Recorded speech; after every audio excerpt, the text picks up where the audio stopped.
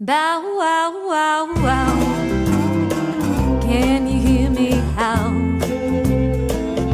Scratching at your door, begging for a home. We're not professional dog trainers. We're not animal behavioralists. We're just a couple of girls who love shelter dogs and collectively have a lot of experience with fostering and volunteering at shelters. So we'd love to present you this video series in hopes that it will help you and be a resource for you during the process of fostering or adopting a shelter dog. In episode 2, we talked about crates and their uses. This time around, I want to dig a little bit deeper on the proper use of crates, crate and rotate, and other ways to keep your dog separate in the home. The do's and don'ts of crates. Let's start with the positives. You want to make sure you have a crate that's large enough for the dog to stand up, turn around, and sleep comfortably. We recommend wire crates. They're breathable, collapsible, and they allow the dog to be able to see you and its environment and for you to see the dog. Be sure to reinforce the crate with zip ties and carabiners to ensure that the dog cannot get out. Do give them toys and treats in the crate to keep them occupied and encourage them to enjoy their time in the crate. Now let's get into the really important don'ts when it comes to crates. Do not use the crate as punishment. As we talked about before, the crate is supposed to be a refuge for the dog, where they get rewarded for good behavior and patience. If you use it as a punishment, they'll learn to hate the crate, and that's not what we want. We want them to love it. Do not leave the dog in the crate for longer than 5 hours. Although they have enough space to stand up and move around, they need to go outside and use the bathroom and stretch their legs, get some sunshine and some human interaction. If for any reason you have to be gone for longer than 5 hours, ask a friend, a family member, a neighbor, or even hire a dog walker. It takes a village, and you'd be surprised how many people want to help you in your efforts to help a shelter dog. Do not yell at the dog or shake the crate if they're barking, whining, or trying to get out. Instead, try putting a blanket over the crate. It will block them from seeing what's outside that's causing excitement or stress, and the darkness will help them to settle and relax. Next, I want to talk about what you can do if your dog and the new foster are incompatible. Sometimes if your dog is great with other dogs and the foster was great with dogs at their shelter or rescue, there's still a possibility that they just might not get along. It's totally possible to have incompatible dogs cohabitate peacefully in your home. In fact, if you can make it work, you are a super foster in our eyes. And here's why. Oftentimes, the dogs at the shelter that are harder to place in foster or to be adopted are the ones who prefer to be the only dog in the home. Also, the people who are most eager to step up and foster a dog are the dog-loving folks who already have dogs at home, and their dogs may not be into the idea of sharing their home and their human with another dog. However, utilizing crate and rotate can make it possible to help the shelter dogs most in need, even if you have pets at home.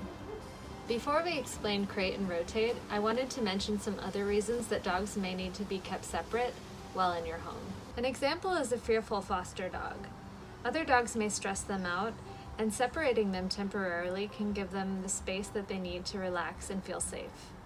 Another example is medical fosters that are healing from surgeries or illnesses or may be contagious, or puppies who have not had their vaccinations yet.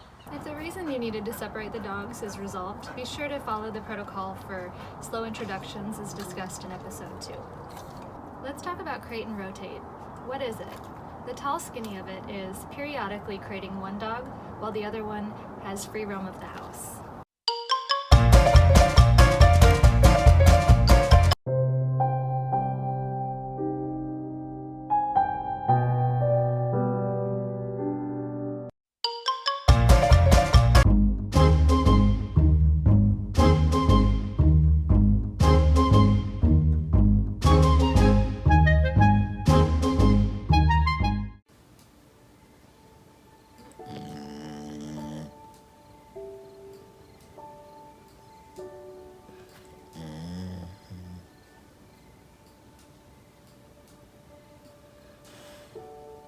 It's called crate and rotate, but you can use a baby gate or separate rooms to separate the dogs.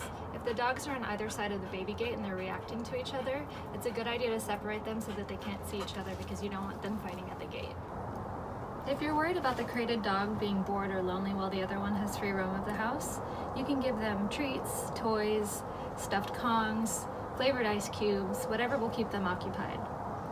And remember, a crate in your home or a separate bedroom is a huge upgrade for a shelter dog.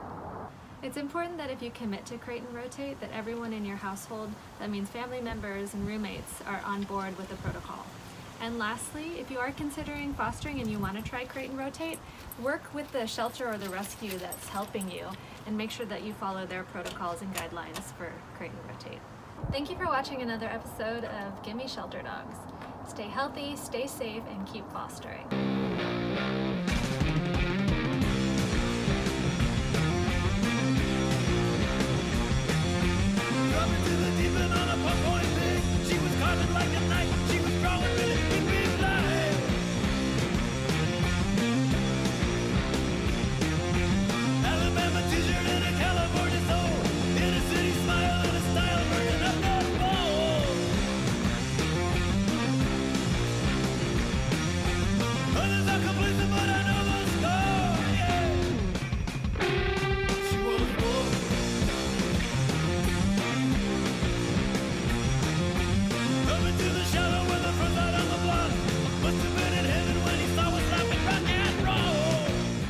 Thank you for listening. Stay tuned. We have a lot more informative and fun videos for you.